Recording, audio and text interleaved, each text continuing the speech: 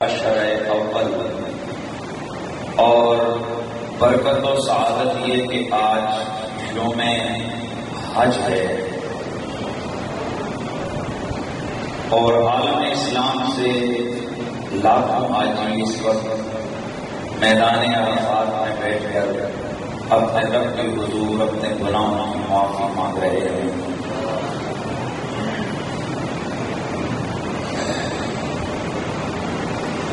اور خوش نصیب ہیں وہ لوگ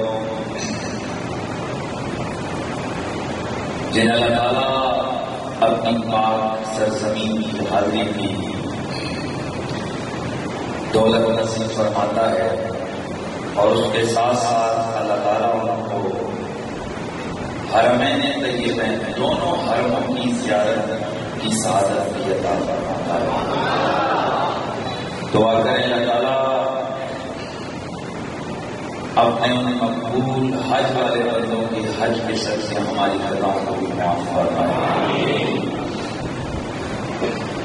قرآن مجید قرآن رشید میں 30 سپارے میں اللہ تعالیٰ فرماتا ہے والفجر ولیال عشر والشفع والوتر، مجھے قسم ہے صبح کے وقت کی اور مجھے قسم ہے 10 راتوں کی۔ حضرت عبداللہ بن عباس رضی اللہ تعالیٰ عنہ سے مروی امام طبری نے تفسیر طبری میں اس آیت مبارکہ کی تشریح کے اندر آپ نے بیان فرمایا کہ وہ 10 راتیں کون سی ہیں کہ جن کی قسم مالک جلال نے مالک و رب کائنات نے قرآن مجید میں ارشاد فرماتے ہیں ان لیال الاول من ذی الحجہ، یہ ماہ ذی الحجہ کی پہلی 10 راتیں ہیں۔ یعنی یہ جو عشرہ گزر رہا ہے یہ عشرہ انتہائی عزتوں کے لائق ہے۔ حضرت امام محدث ذیل معاصر السنہ کے اندر حضرت سیدنا جابر رضی اللہ تعالیٰ عنہ سے مروی حدیث پاک لے کر آئے ہیں، فرمایا ما من ایام افضل من عشر ذی الحجہ، کہ ذی الحجہ کے 10 دنوں سے افضل کوئی دن نہیں۔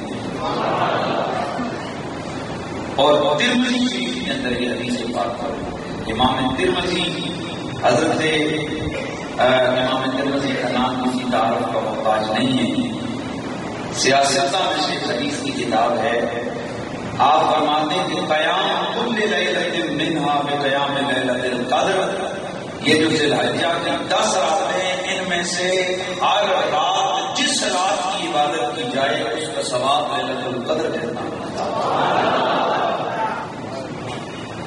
اور حضرت ابو درداء رضی اللہ تعالیٰ عنہ سے مروی حدیث ہے جس کو تنبیہ الغافلین کے اندر ذکر کیا گیا ہے، فرمایا الویل لمن حرم خیر ایام الحشر، تباہی اور بربادی اس بندے کے لیے جو ان 10 دنوں کی برکتوں سے محروم رہا۔ یہ 10 ایسے کون سے ہیں جہاں ان 10 دنوں کے ساتھ ایک اہم ترین اسلامی فریضہ حج کا تعلق ہے، اس کے ساتھ ساتھ تاریخی حوالے سے شرعی حوالے سے ذی الحجہ کے ان 10 دنوں کے ساتھ بہت سارے اسلامی حالات اور واقعات متعلق ہیں۔ حج بیت اللہ زندگی میں ہر صاحب استطاعت شخص جو کہ حرم شریف تک پہنچنے کی طاقت رکھتا ہو اس پر زندگی میں صرف ایک بار حج کر کتنا بولیے فرض کی بات کرتا ہے۔ اور فقہائے کرام کو اگر آپ دیکھیں اصول فقہ کی کتابوں میں جائیں، اصول شاشی سے آگے بڑھیں، نور الانوار کو پڑھیں، آگے سامی کو پڑھیں اور آگے جائیں، اس کے بعد فقہ کی کتابیں اٹھائیں تو سب سے لکھا ہے کہ حج زندگی میں ایک بار فرض ہے۔ اس کا سبب کیا ہے، وجہ کیا ہے؟ فرمایا نبی کا فرمان۔ میرے آقا رحمت کونین سرور کون مقام صلی اللہ علیہ وسلم صحیح حدیث ہے. میرے آقا رحمت کونین صلی اللہ تعالی علیہ وآلہ وسلم آپ کی خدمت اقدس میں میرے مصطفیٰ کے غلام موجود ہیں. میرے آقا حضور نے فرمایا تم میں سے جو بھی کعبۃ اللہ کے قریب جا کر حج کرنے کی استطاعت رکھتا ہو اس پر حج فرض ہے. صحابہ کرام رضوان اللہ تعالی اجمعین میں سے کچھ نے عرض کیا ابھی کل عام میں کیا یا رسول اللہ ہر سال حج فرض ہے. حالانکہ میرے مصطفیٰ کریم کی یہ طبیعت اور اخلاق کریمانہ تھے کہ آپ سائل کے جواب ضرور دیتے. کوئی بھی سوال ہوتا مصطفیٰ کا جواب ضرور ارشاد فرمایا کرتے تھے، لیکن یہاں آ کر چپ رہے تھے. اور صحابہ مزاج شناس تھے، انہیں پتا تھا نبی بولتا ہے تب بھی اس میں حکمت ہوتی ہے، نبی خاموش رہتے تب بھی اس میں حکمت ہوتی ہے. نبی چلے وہ بھی حکمت سے خالی نہیں، نبی بیٹھے وہ بھی حکمت سے خالی نہیں، نبی سوئے وہ بھی حکمت سے خالی نہیں، نبی جاگے وہ بھی حکمت سے خالی نہیں. کیونکہ اللہ کا نبی اللہ کے ساتھ اس کا وہ محبت کا رشتہ ہے کہ اس کے ہر نام پر، اس کے ہر عمل پر، اس کی زندگی کے ہر لمحے پر مالک کی نظر ہے. اور رب نے خود فرما دیا ہے فَإِنَّكَ بِأَعْيُنِنَا. اچانک ایک نقطہ ذہن میں آ گیا، آئیے ذرا سماعت کریں. ویسے تو ہر چیز کائنات کی اللہ کی نظر میں ہے، رب کی نگاہ سے، رب کے علم سے کوئی چیز پوشیدہ نہیں. لیکن بعض حالات و واقعات ایسے ہوتے ہیں کہ جن کی طرف خصوصی توجہ اور امر متوجہ ہو جائے. اللہ تعالیٰ نے حضرت سیدنا نوح علیہ السلام کو ارشاد فرمایا کہ جب انہوں نے کہا نہیں یاد ہے اس قوم کا میں کیا کروں، 900 سال ان کو میں نے تیرا توحید کا درس دیا، انہوں نے ایک بات میری نہیں مانی ہے. مالک نے مجھے چلایا، مجھ پہ ظلم کیے، مجھے ذلیل کیا، گھروں سے دھکے دے کے باہر نکالا، مجھے انہوں نے جتنا ہو سکتا تھا کام کیا. اے میرے مالک اب ان کو ڈوبا دے، ان کو غرق کر دے.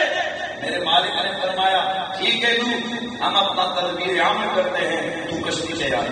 سبحان اللہ. قرآن کریم کہتا ہے میں انشاءاللہ مذاق کروں گا نہ مزہ آئے گا. مالک کے کونین کی طرف سے وہی آ گئی فَاصْنَعِ الْفُلْكَ بِأَعْيُنِنَا. او میرے سونے مدنی، او میرے سونے پیارے، میرے پیارے نور، او میرے پیارے پیغمبر نور، تو نے جب ان کی ہلاکت کی دعا فرمائی ہے، تو میرا پیغمبر ہے، تو میرا نبی ہے، تیری دعا کبھی بھی ناقبول نہیں ہو سکتی. میرے پیارے نور چل، اگر یہی بات ہے تو میں تمہیں حکم دیتا ہوں جنگل میں جاؤ، لکڑیاں کو اور ایک بہت بڑی کشتی تیار فرما. قرآن کریم کیا تو کیا فرماتے سنیے، یہ فقیر کا نقطہ ہے. اچھا یہ فقیر کا نقطہ اللہ کا کرم ہے، مولا علی سے کوئی پیار کرے قرآن سے باتیں کر لیتا ہے. مولا علی کی محبت اور قرآن و حدیث سے بہت ساری چیزیں سامنے آ جاتی ہیں. اللہ اکبر. حضرت نوح علیہ السلام کو میرے مولا نے حکم ارشاد فرمایا فَاصْنَعِ الْفُلْكَ بِأَعْيُنِنَا. او پیارے نوح، جتنا وقت جب تو یہ کشتی بنا رہا ہوگا ہماری توجہ کی نظریں تجھ پر لگی ہوں گی.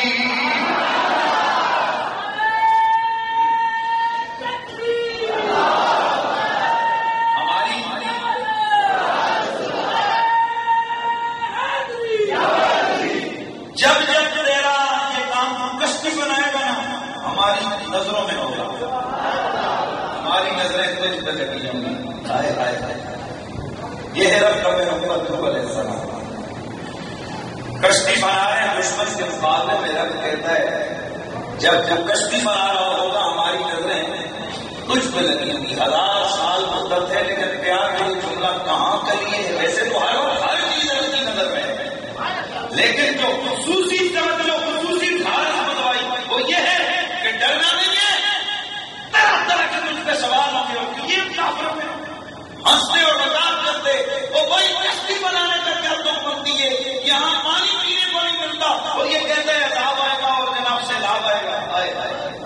اور میں ڈرنا نہیں، بیٹھنا کبھی آئی ہاں فرسٹ میں پھول کبھی آئی آئے گا ہماری نظروں کے سامنے ہوگا جب یہ کام کر رہا ہوگا، اور جب بھاری آئی نا آپ کو نبی کی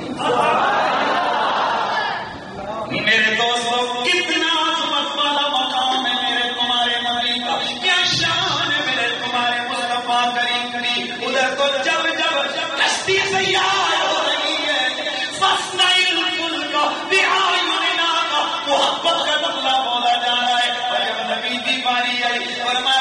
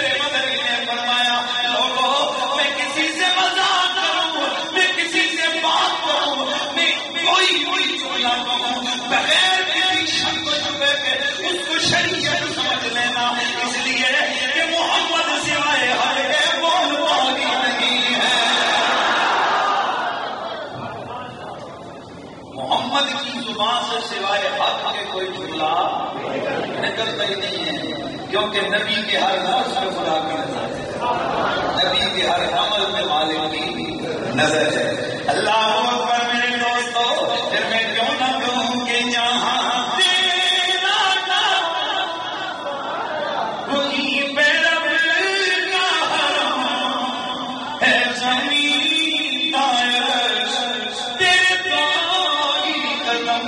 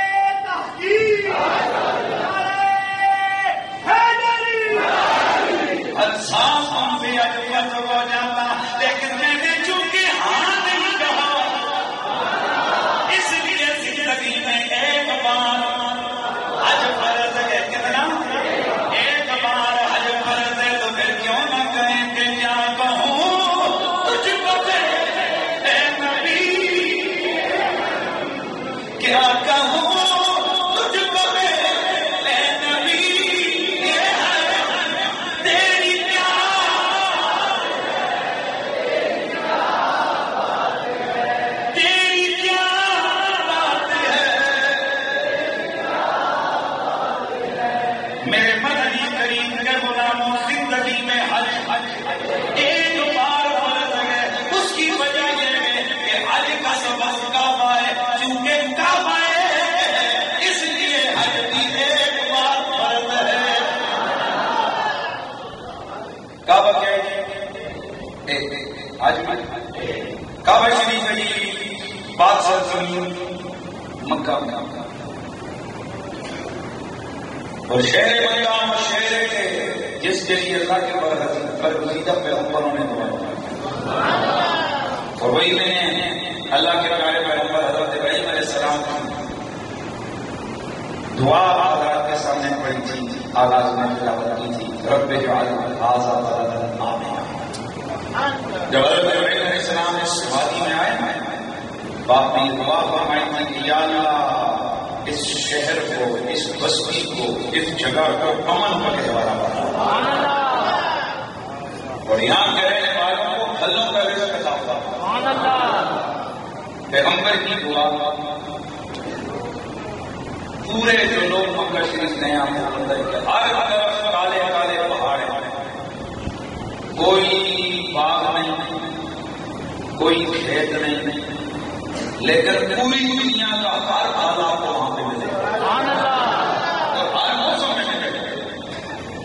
آج یہاں پاکستان میں اس وقت آم نہیں ملتے یا ملتے ہیں، یا سردیوں کا پھل نہیں ملتے، گرمیوں کا ملتے، وہاں سال کے 12 مہینے ہر قسم کا پھل ملتا ہے. یہ رب کے پیغمبر کی دعا کا اثر ہے. مکہ قرآن مجید نے اس کے تقریباً 9 نام استعمال ہوئے. کتنے؟ ایک تو مکہ سورہ فتح کی آیت نمبر 24 میں وَهُوَ الَّذِي كَفَّ أَيْدِيَهُمْ عَنْكُمْ وَأَيْدِيَكُمْ عَنْهُمْ بَدَنِ مَكَّةَ مِنْ بَعْدِ أَنْ أَظْفَرَكُمْ عَلَيْهِمْ. اس آیت مبارکہ میں شہر مکہ کا لفظ آیا اور سورہ آل عمران آیت نمبر 96 میں ان اول بیت وضع للناس. قرآن ذرا ویسے بھی بول سکتے اس لیے رہتے ہیں قرآن پڑھا کریں.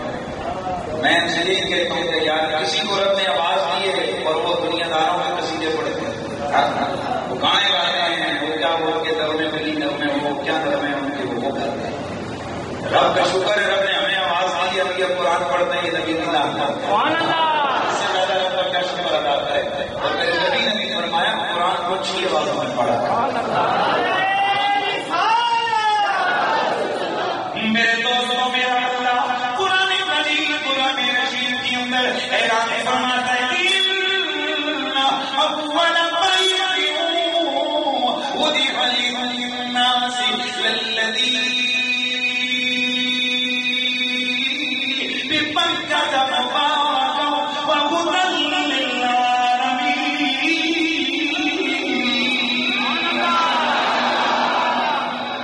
یہاں اس آیت مبارکہ میں مکہ کا معنی ہوتا ہے مٹانے والی شہر. تو چونکہ شہر مکہ گناہوں کو مٹا دیتا ہے اس لیے اس کو مکہ کہتے ہیں. مکہ کا مطلب ہوتا ہے چور چور ہونا. تو یہ ایسا شہر ہے کہ جہاں دنیا کے کونے سے لوگ جاتے ہیں اور وہاں تھکاوٹ سے چور چور ہو جاتے ہیں یا پھر یہاں کے دشمن چور چور ہو جاتا ہے. اس لیے اس شہر کا نام کیا گیا؟ شہر ہے مکہ. سورہ انعام آیت نمبر 92 اور سورہ شورى کی آیت نمبر 7 کے اندر اس شہر کا نام ام القری بیان کیا گیا ہے. میرا مالک فرماتا ہے وَهَذَا كِتَابٌ أَنزَلْنَاهُ مُبَارَكٌ مُصَدِّقُ الَّذِي بَيْنَ يَدَيْهِ وَلِتُنذِرَ أُمَّ الْقُرَىٰ وَمَنْ حَوْلَهَا. یہاں پر اس وادی کو ام القری کا مطلب ہوتا ہے بستیوں کی ماں. ام القری کیوں کہتے ہیں مکہ شریف کو؟ آج اس بات پر جو پوری دنیا کے جو مساحتی ادارے ہیں کہ دنیا دنیا بھر کے جو سائنسدان ہیں جن کا یہ کام ہے کہ وہ زمین کی ارضیات جو ماہرین ارضیات جن کو کہتے ہیں وہ اس بات پر متفق ہے کہ پوری زمین کا مرکز متعلق ہے. سبحان اللہ. یعنی اگر ساری دنیا کی خشکی سے کسی بھی کونے سے آپ ناپیں تو جو کعبہ شریف ہے وہاں پہنچ کر سارا دائرہ پورا ہو جاتا ہے. اور اس کو ام القرآ اس لیے کہتے ہیں کہ کائنات میں سب سے پہلے پانی تھا. اللہ تعالیٰ نے پھر اس پانی پر جھاگ پیدا کروائی, اس جھاگ کو مٹی میں چینج کیا. تو اب وہ جو مٹی سب سے پہلے نمودار ہوئی تو یہ وہ جگہ ہے کہ جہاں کعبہ شریف یہاں پر کیا ہے کعبہ شریف ہے. یہاں سے ساری زمین کو پھیلایا گیا. اس لیے اس کو کیا کہتے ہیں ام القرآ. اور دوسری وجہ سے یہ بھی ہو سکتی ہے کہ دوسری بستیوں کے مقابلے میں اس کی شان اس طرح بلند ہے جیسے ماں کی شان بلند ہوتی ہے, اس لیے اس کو ام القرآ کہتے ہیں. یا سب سے قدیم ترین بستیوں میں سے ایک بستی ہے اس لیے اس کو ام القرآ بھی کہتے ہیں. دوبارہ ایک نام اس کو کہتے ہیں ام القرآ, اور ایک نام اس کا البلد. سورہ ابراہیم میرا اللہ فرماتا ہے وَإِذْ قَالَ إِبْرَاهِيمُ رَبِّ اجْعَلْ الْبَلَدَ آمِنًا. اس شعر مبارک کا اگلا نام ہے البلد الامین. قرآن مجید کی سورہ 3 والتین والزیتون وطور سینین وهذا البلد الامین.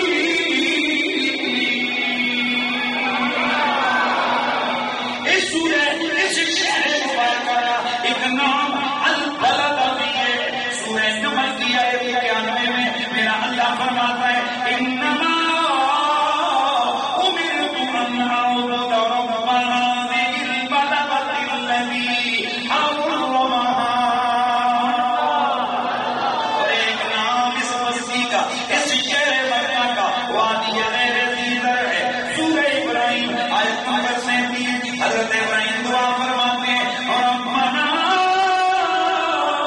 انی اسکنت من ذریتی بواد غیر ذی زرع عند بیتک المحرم. یہ تو آگے چل کے پوری سیریس بیان میں ہوگا جیسے میں نے پیچھے فرشتوں کے حوالے سے لکھے میں دل کرتے آج کے تحقیق کر کے آئے ہیں. اور آپ کو بھی گہرائی میں جا کے جو چیزیں عام طور پر کسی دلیلوں میں نہیں ہوتی ہیں وہ چیزیں آپ کے سامنے رکھی ہیں. انشاءاللہ میں کوشش کروں گا. اور اللہ کا شکر ہے کہ الحمدللہ میں نے اتنی کی ریسرچ میرے پاس موجود ہیں کلو میٹروں میں انچوں میں راؤنڈ اباؤٹ یہ تمام چیزیں اللہ کے فضل سے. اور آپ یقین کریں کہ آج تو آگے ہی نا یہ میجرمنٹ اور اسکیل اور فلاں اور بزاگی اور فلاں. آج سے 800 سال پہلے ہمارے علماء نے وہ ریسرچ کی ہے کہ آج دنیا سر پکڑ کے بیٹھی ہوئی ہے. کوئی حالات نہیں ہے لیکن اس کا فکر 19-20 کا فرق بھی نہیں پڑتا. اس لیے اگر بھی دنیا حیران ہے اور کوئی تو یہ الزام لگاتے ہیں کہ نہ ہم لوگوں نے یہ لکھا ہی نہیں ہے. یہ تو آج کل کے مسلمانوں نے بیچ میں کہیں اپنی طرف سے لکھا ہے. کیسے ایسا کیسے ہو سکتا ہے یہ فکر کہ آج ہم سائنس کے ساتھ اور جناب مواصلاتی سیاروں کے طریقے سے ہم جو چیز میجرمنٹ کر رہے ہیں وہ مسلمان علماء اور ان کے جناب عالم وہ 800 پہلے 700 سال پہلے اور حتیٰ کہ 1200 سال پہلے انہوں نے وہ چیزیں لکھی ہوئی ہیں کہ جو آج بالکل پرفیکٹ نظر آتی ہیں. ہم کہتے ہیں کہ سائنس قرآن سے بنی ہے, قرآن سائنس سے نہیں بنا. سائنس اسلام نے ایجاد کی ہے, اسلام کو یہ سائنس نے ایجاد نہیں کیا ہے. اس لیے یہ پریشانی نہیں ہونی چاہیے. اور آپ کو سننے والے آپ ابھی ایمان سائنس کے نہ لایا کریں, ایمان مدینے کے تاجدار کے در پر اور مدینے کے سلطان کی عظمتوں پر لایا کریں. یہ سفر میں نے آپ کو بار میں بتایا کہ یہ سائنس کی دنیا کی تحقیقات یہ جابر بن حیان کی محتاج ہے. کیوں نہ ہو جابر بن حیان مثال ہوتا ہے نا, تو کبھی جابر بن حیان کا بھی سوال پوچھا کرو اپنے سائنس ٹیچر سے کہ سر وہ بات جابر بن حیان تو کہے گا مسلم یہ تو بتاتا ہے، اس کا آگے پیچھے بتا کون نہیں بتائیں گے، یہ دنیا داری ہے، دنیا کے لٹو، یہ سیکولر، یہ بد مذہب نہیں بتائیں گے آپ کو۔ اب میں بتاتا ہوں جابر بن نیان کون ہے۔ جابر بن نیان حضرت امام جعفر صادق کا شاگرد ہے، 8 سال کے بعد اس نے علم سیکھا اور یہ کہتا تھا اللہ کی عزت کی قسم جو علوم میں نے ابن رسول سے سیکھے ہیں ان کا ہزارواں حصہ بھی وہ نہیں ہے جو میں بتا رہا ہوں، اگر میں ساری علوم بیان کر دوں تو دنیا مجھے قتل کر جائے گا۔ ذرا سوچ نا، حضرت جعفر صادق کا علم اتنا ہے تو اس کے دادے مولا علی کے علم اتنا، اور اگر مولا علی کے علم کی کوئی حد کسی کے ذہن میں نہیں آ سکتی ہے تو بتا میرے مولا علی کے امام رسولوں کے سلطان میرے نبی کے علم کا کیا مقام ہے؟ تو پھر میں کیوں نہ کہوں، میں کیوں نہ کہوں، کیا کہوں تجھ کو اے نبی، یہ ہے تیری کیا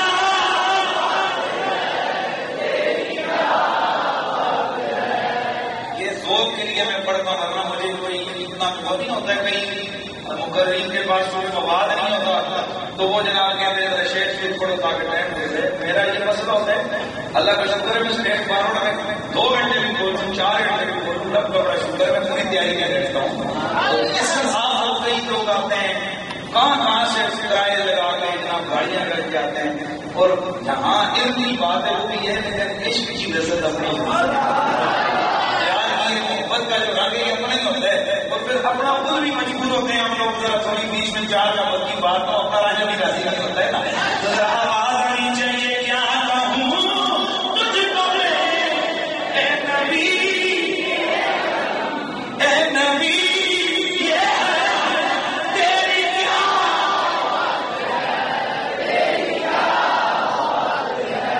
یار میں کوئی جناب والا اور شخص گانا نے نعرے پانے کو لا رہے ہیں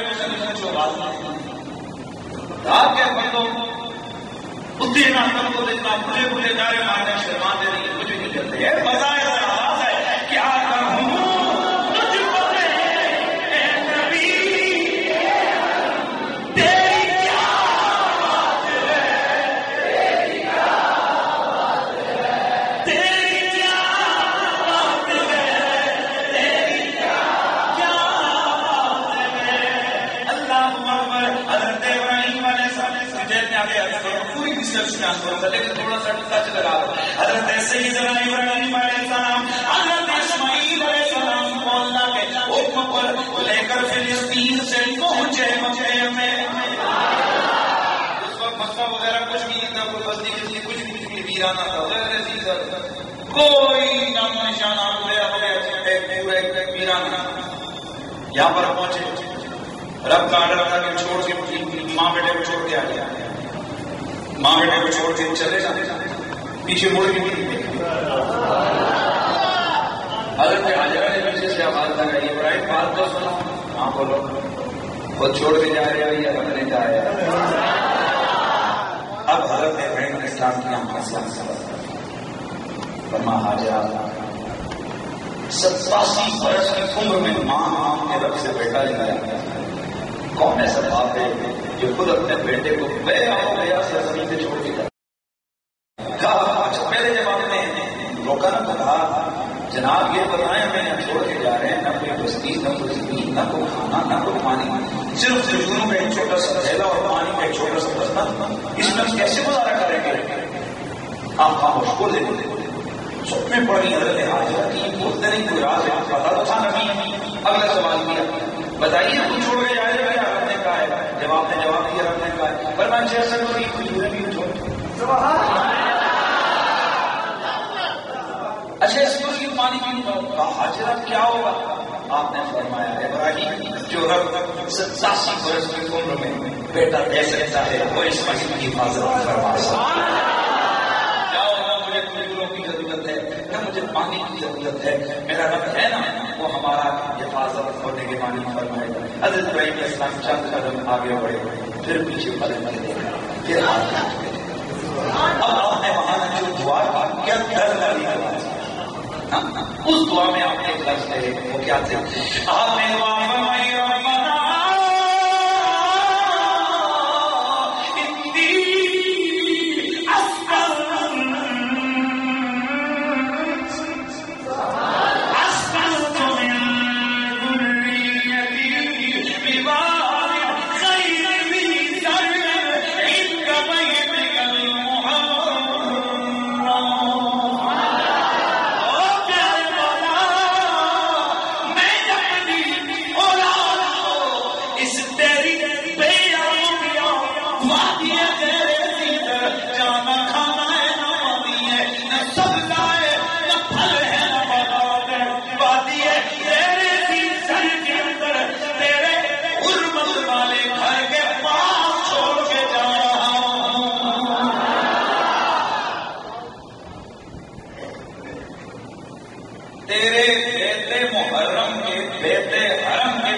چھوڑ کے جا رہا ہوں. توجہ کرنا ہے, میری طرف دھیان رکھنا ہے. سب لوگوں کو پتہ ہے کہ کعبے کی تعمیر کس نے کی؟ ابراہیم علیہ السلام نے. حضرت سرکار اسماعیل علیہ السلام کو تو ڈوبے لا رہے تھے. اس کا مطلب ہے کہ یہ تعمیر بعد میں ہوئی, اور یہ شہر بھی حضرت اسماعیل علیہ السلام کی برکت سے وہ جو پانی نکلا, بعد میں ڈیٹیل میں بات ہے, پانی نکلا وہاں پر ایک قبیلے جرم آئے, آباد ہوئے. انہوں نے کہا پانی دو, انہوں نے کہا تم کھانا دو, پانی دیں گے. بس یوں ہی وہاں پر وہ قبیلے نے کہا یار اچھی بستی کے لیے انہوں نے ڈیرے ڈالی ہے, پانی ہے, بہت زیادہ پانی رک گئے.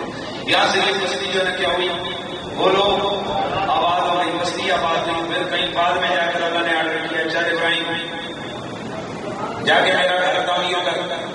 اللہ تعالیٰ قرآن میں اس کو ڈیٹیل بیان فرماتا ہے کہ ہم نے ابراہیم اور اسماعیل کو حکم دیا کہ تم میرا گھر تعمیر انتا ہے سورہ حج. ابراہیم علیہ السلام نے اس کے بعد میں اس حرم والے گھر کو بنایا, اور وہ بھی ڈیٹیل میں حضرت سیدنا جبریل امین آئے, میں نے آ کر پار مانا, نیچے سے نشان کھلا, پھر انہوں نے وہاں پر بنیاد رکھی وغیرہ وغیرہ وغیرہ وغیرہ. تو میرا کوشچن تو یہ ہے, ابھی گھر بنا نہیں ہے ابراہیم, پہلے کیسے کہہ رہے ہیں پہلے گھر محرم. دو باتیں لوگوں نے یہاں بیان کی ہیں کہ جبریل نے بعد میں آ کر وہ نشان جو حضرت آدم کے زمانے میں فرشتوں نے لگایا تھا وہ مٹ چکا تھا, اس نشان کو جبریل امین نے پر مار کے نیچے سے اوپر کیا, پتا چلا نشان غائب تھا, سامنے نہیں تھا. نشان غائب تھا, سامنے نہیں تھا, اور تو ابراہیم علیہ السلام کے مطالبے پر حضرت جبریل امین نے آ کر اس کو نشان کو دوبارہ سامنے لایا. تو ابھی بعد میں نشان نکلا, جبریل علیہ السلام بعد میں آ کر انہوں نے کعبے کا نشان بتایا. بتائیے جناب حضرت ابراہیم کو یہ پہلے کیسے پتا ہے کہ یہ وادی دیگر کے اندر یہ جو جگہ ہے جہاں پر زمزم کا چشمہ ہے یہ اللہ کے گھر کے پاس ہے, یہ بیت حرم کے پاس ہے. اس کے ساتھ جہاں کیا ہو سکتا ہے کہ پیغمبر ہم جیسا نہیں ہوتا کہ جو چھپی ہوئی چیز کو نہ دیکھ سکے. پیغمبر وہ ہوتا ہے, نبی وہ ہوتا ہے جو ظاہر کو بھی دیکھ لیتا ہے, باطن کو بھی دیکھ لیتا ہے.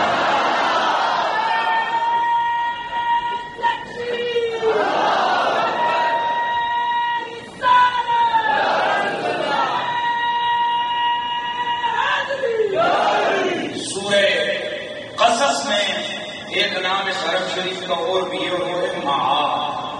ان الذی فرض علیک القرآن لرادک الی معاد. تو یہ 10 نام قرآن مجید میں اس مکہ شریف کے جو ہے نا وہ ذکر کیے گئے ہیں. زیادہ المعانی تدل علی زیادہ المعانی, اور بعض یہ کام بیان کرتے ہیں کہ جس چیز کے نام فضیلت کے اعتبار سے کثیر ہو, اس کی شان بھی بڑی کثیر ہوا کرتی ہے. تو حرم شریف کا نام بہت بڑا عظمت والا مقام ہے. اچھا اب آتے ہیں تھوڑا ریسرچ کا انداز بھی تو بتائیں نا جی کہ حرم شریف کے حوالے سے یہ کیا ہے. اب حضرت ابراہیم علیہ السلام جب وہاں پر پہنچے نا جی, کہاں حضرت سیدنا اسماعیل علیہ السلام کے بعد جب انہیں آرڈر ہوا کہ یہاں پر آپ کیا کعبہ شریف کی تعمیر, اور انشاءاللہ نیکسٹ میں کعبے کی تعمیر پر ڈیٹیل بیان کروں گا کہ وہاں کیا کیا ہوا, اور سارے پوری ریسرچ تاریخ بیان کروں گا. تو حضرت سیدنا ابراہیم علیہ السلام کھڑے تھے, آپ نے ادھر ادھر دیکھا, جہاں جہاں اس وقت ان کی ظاہری نظر پہنچی اللہ تعالیٰ نے جبریل کو بھیجا, جبریل اس جگہ کو حرم بنا, اس مقام کو کیا کرو حرم. حضرت سیدنا جبریل امین گئے, انہوں نے نشان لگائے, اور حضرت سیدنا ابراہیم علیہ السلام نے جبریل امین نے لگے ہوئے نشانوں کو دوبارہ سے اوپر کر کے بتا دیا کہ یہ جگہ کون سی ہے, حرم. یہ جگہ کون سی ہے, حرم. اب یہ حرم کیا ہے, حرم کا مطلب کیا ہے؟ حرم کا مطلب یہ ہے کہ یہ وہ جگہ ہے کہ جہاں پر آپ کسی بھی چیز کو مار نہیں سکتے, حتیٰ کہ مکھی مچھر پسو کو بھی نہیں مار سکتے, جھو کو بھی نہیں مار سکتے. اگر جھو نہ لگے اس کو نیچے پھینک دو, کبوتر کسی چیز کو مار نہیں سکتے, کسی کو ڈرا نہیں سکتے, کسی کو گالی نہیں دے سکتے, نہ وہاں کی گھاس اکھاڑ سکتے ہیں, نہ وہاں کا درخت کاٹ سکتے ہیں.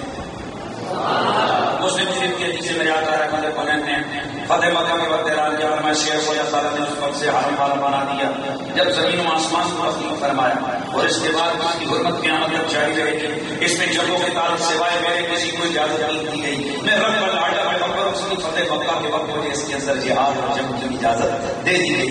فرمایا اب قیامت تک یہاں پر کسی کو جنگ کی اجازت نہیں. پھر فرمایا کہ اس کی جھاڑیوں کو مت کاٹنا، کسی جانور کو تکلیف مت دینا، اس کی گھاس کو حتیٰ کہ درخت کو کاٹنا بھی جائز نہیں ہے. اب سرزمین یہ جو مکہ شریف سے حرم تو یہ کوئی تھوڑا سا رقبہ نہیں ہے صاحب، یہ کوئی تھوڑا سا رقبہ نہیں ہے. جہاں کعبہ شریف ہے تو اس کعبہ شریف کو اگر مرکز مانے تو اس کے جو حرم کی حدود ہے اس میں ایک مقام ہے جس کا نام ہے تنعیم. یہ تقریباً 7.5 کلومیٹر ہے. مقام نخلا یہ 13 کلومیٹر، عداد لبن یہ 16 کلومیٹر، جہرانہ 22 کلومیٹر، حدیبیہ 22 کلومیٹر، عرفات یہ 22 کلومیٹر. تو یہ اللہ تعالیٰ نے یہ جو حدود حرم کو مقرر فرمایا. اب جب فتح مکہ ہوا نبی پاک نے تمیم بن اسد الخزاعی کو دوبارہ حکم دیا کہ جاؤ جا کر وہاں نشان لگاؤ یہ جو حدود حرم ہے. اب حرم کا رقبہ کل 127 کلومیٹر 127 کلومیٹر راؤنڈ بڑی اس کا جو دائرہ بنتا ہے باہر کا دائرہ کتنا 187 کلومیٹر 27 کلومیٹر اور کل رقبہ جو بنتا ہے وہ ہے 550 مربع کلومیٹر. عرب شریف کا کل رقبہ کتنا بنتا ہے 550 مربع میل. اب یہ جو حدود حرم ہے تو اس کے اندر آپ جا کر نماز پڑھیں گے تو آرڈر چینج. اچھا توجہ کرو، جو ایک نشان لگا ہوگا نا حرم شریف کا، جو لوگ حج کے لیے گئے کو بار بار حج میں دیکھے جائے تو جو عرفات کے میدان کے اندر جو مسجد نمرہ ہے، مسجد نمرہ کا آدھا حصہ حرم میں اور باقی حصہ باہر ہے. اب حرم کے اندر نماز پڑھو تو اور حکم بھائی توجہ کرو، ایک لائن ہے، لائن سے ادھر پڑھو تو لات صرف 2 قدم ادھر پڑھو. بالکل بے سوچے ہو گئے، بالکل پریشان ہو گئے، یہ پتہ نہیں کہیں ہونا بھی ہو گئے. پھر توجہ کرو بھائی، جو حدود حرم ہے مسجد باؤنڈری لگی ہے، وال ہے، ایک نشان ہے، لائن لگی ہے، قدم ادھر رکھا، ایک نماز کے بدلے ایک لاکھ قدم ادھر رکھو. جیسے پاکستان اور صرف یہی نہیں سنیا، قدم اندر رکھا، ایک گناہ کیا 1 لاکھ. حضرت امام فاقی سے کسی نے پوچھا کہ حرم اپنا حرم مکہ افضل ہے یا حرم مدینہ؟ باپ نے فرمایا بہت ساری دلائل آگے ایسے کچھ کرنے والے. باپ نے جو دلائل دی حرم مدینہ کے افضل ہونے پر اس میں ایک دلیل یہ بھی تھی، فرمایا جو مکے میں نیکی ہے کرتے اس کو ثواب تو لاکھ ملتا ہے لیکن کٹوتی بھی تو اسی ریشو سے ہوتی ہے. گناہ بھی تو ایک کے بدلے 1 لاکھ، لیکن مدینے میں جاؤ نیکی کرو 50,000 اور گناہ کرو تو 1. کیوں؟ وہاں رحمت نہیں رحمت، وہاں رحمت نہیں رحمت برکت ہے، وہاں جمال ہے، یہاں جلال ہے. تو ہے میں پھر آ رہا ہوں، جہاں جہاں میرے نبی نے نشان لگائے وہ جگہ کیا بن گئی؟ حرم بن گئی. اب جدھر جدھر نشان ہے عقل سوچ فکر سے بندہ لاکھ نتیجہ دے رہے کہ قومی مسجد نمبر ہے، علمی مسجد نمبر ہے، وہاں پہلی صفوں کا حکم اور ہے، پچھلی صفوں کا حکم اور ہے. اور کمال کی بات بتاؤں، آج 9 دن لگ گیا وہاں کے مطابق ہے نا، وہاں عرفات کا دن ہے، عرفات کا میدان ہے، توجہ کرنا، عرفات کا میدان ہے، میدان عرفات میں عرفات کا دن ہے، حج ہو رہا ہے. لیکن شرعی حکم یہ کہ اگر کوئی آدمی سارا کچھ کر کے احرام باندھ کے سب کچھ کر کے وہاں جو حرم کی حد ہے اس کے 1 فٹ ادھر رکھا تو حج نہیں ہوگا بھیا ہوگا. اور آج کے دن وہاں سے احرام باندھ کے نیت پہ اگر کوئی وہاں ہوائی جہاز میں بھی گزر گیا وہ حاجی ہو جاتا ہے. وہاں سے اس نے جا کے پاؤں ہی رکھ دیا نا، 1 لمحے کے لیے بھی کھڑا ہو گیا، وہ بھی کیا ہوتا ہے؟ حاجی ہو جاتا ہے. تو یہ تو پتا چلا اصل میں زمین کے ٹکڑے ٹکڑے کی بات نہیں، بات نظروں میں آ جانے کی ہے، بات تعبیر میں آ جانے کی ہے، بات حل مقرر کرنے کی ہے۔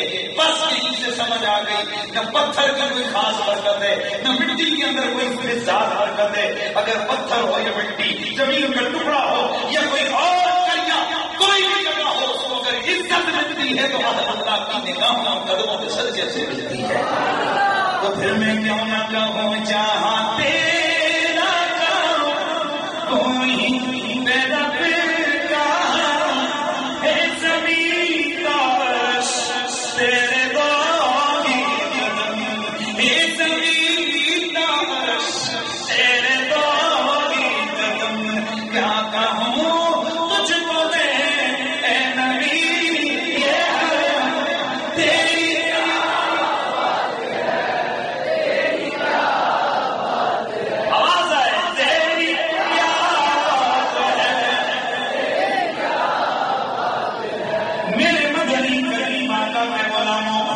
جو میں نے آپ کے سامنے حرم شریف کی حدود کے مقامات کو بیان کیا، یہ صرف مقام نہیں، یہاں ہر قدم پر میرے نبی کا ذکر کمال اور ایک معجزہ موجود ہے۔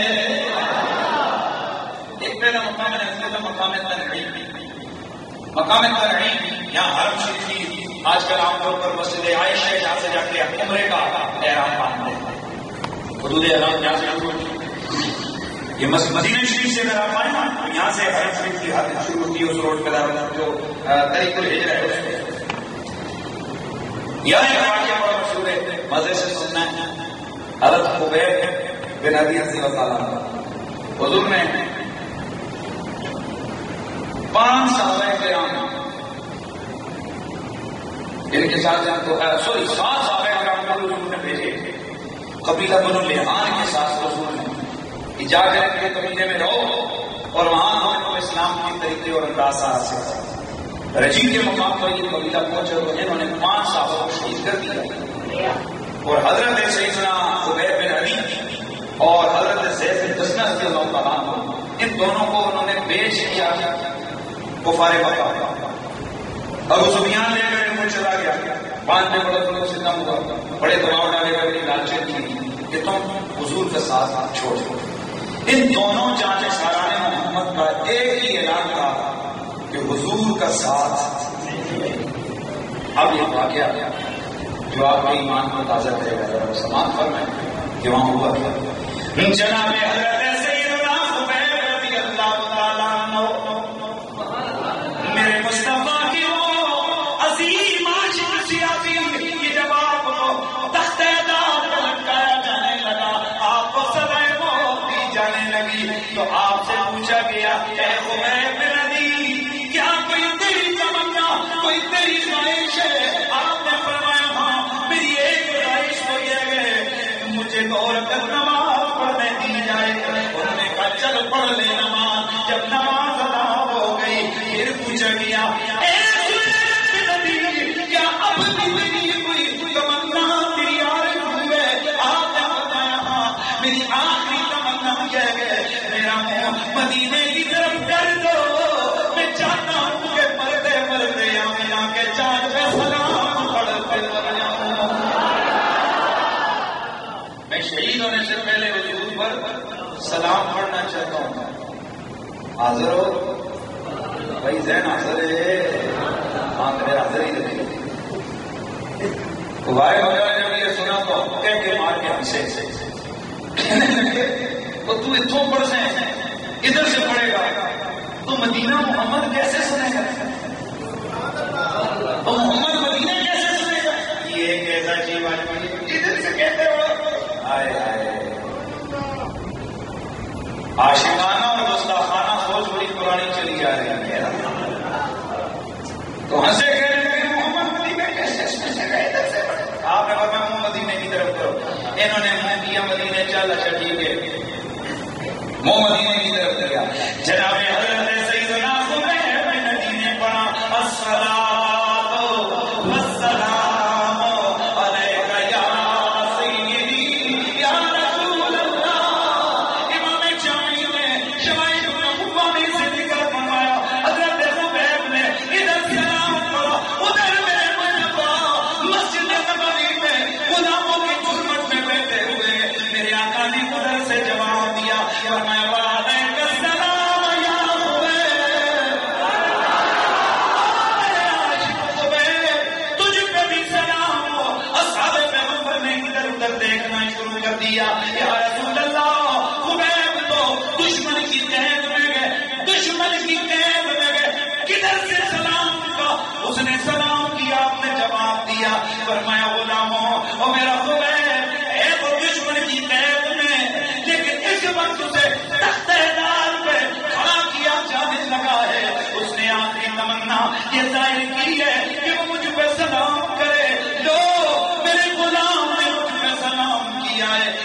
اس کو جواب دے دیا ہے. کیا کہوں مجھ کو میں اے نبی یہ تیری کیا بات ہے، تیری کیا بات ہے. کوئی بھی زبان خاموش نہ رہے، آواز ہے کیا کہوں مجھ کو میں اے نبی یہ تیری کیا بات ہے، تیری کیا بات ہے. جناب ابو سفیان نبی کے شہر کے سامنے آ کر یہ کہنا ہے، او خدیر تیرے دل میں یہ خیال تو ہوگا کہ کاش میری جگہ محمد ہوتے، میں بچ جاتا، وہ تختے دار پہ لٹک جاتے. حضرت خبیب رسیوں میں جکڑے ہوئے تڑپ گئے. فرمایا او دشمن خدا زبان بند کر، اللہ کی عزت کی قسم ہے، اے میں قسم کھا کے کہتا ہوں یہ کہتا ہے کہ میں حضور کی شہادت کو گوارا کروں. اللہ کی قسم ہے میں تو اتنا بھی گوارا نہیں کرتا کہ ایک کانٹا بھی میرے مدنی کے پاؤں میں چبھ جائے. پاگل آدمی. تو اب جو ابو سفیان کے تاریخی جملے اس نے آگے سے کیا تھا، کہنے لگا واللہ ہے، واللہ کی قسم ہے وہی جتنا پیار محمد کے صحابی محمد سے کرتے ہیں اتنا پیار میں نے کسی سے کرتے نہیں دیکھا. بڑے بڑے ملکوں میں پھرا ہوں، میں خود بھی قوم کا سردار ہوں. میں نے بڑے بڑے عاشقوں کو دیکھا ہے، بڑے بڑے محبوں کو دیکھا ہے، بڑے بڑے میں نے جان نثاروں کو دیکھا، پر محمد کے جان نثاروں کی بات ہی نرالی ہے. تو میرے دوستان گرامی، میرے حضور کے غلاموں کی شان بڑی ہے. تو یہ جو واقعہ ہوا تھا نا، یہ والا یہ تنعیم، یہ جہاں سے یہ حضور عرب شروع کیے نا، تو وہاں یہ واقعہ ہوا تھا.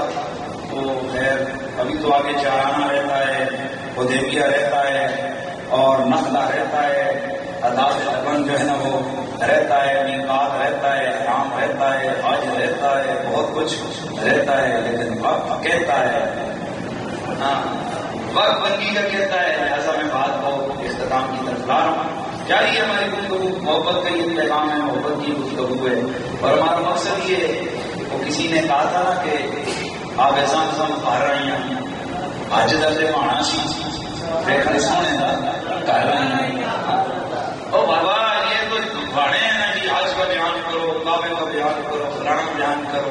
اصل میں تو یہ پہاڑے مہینے والے کے عشق کی باتیں سننے سنانے، حضور کی غلامی، حضور کی محبت کی باتیں سننے سنانے کے لیے بہانے ہیں. اور میں صدقے قربان جاؤں آمنہ کی جان کی عظمت پہ، کہنے کو پھر دل کرتے نا تیری کیا بات ہے، تیری کیا بات ہے. اور دیکھو یار، بڑے سے بڑے شانوں والے ہوں نا، ان کے قصیدے 2 دن 4 دن اچھے لگنے ہیں، تب وہ درمیان میں دنیا تنگ آ گئی. آپ دنیا کو آپ تنگ آ گیا ہے. کہ یار اتنی بات میں کسی سیاست سے میرا تعلق نہیں، صرف سمجھا رہا ہوں. تو اب ایمان سے بتاؤ، 1400 سال سے ہر جمعے کے جمعے ممبر لگتے ہیں، مجمع سجدے ہیں، بیٹھتے ہیں، کہیں حضور کے ذکر کی کون سی بات ہو رہی ہے، کہیں کون سی. یار یہ دنیا تنگ ہی نہیں ہو رہی.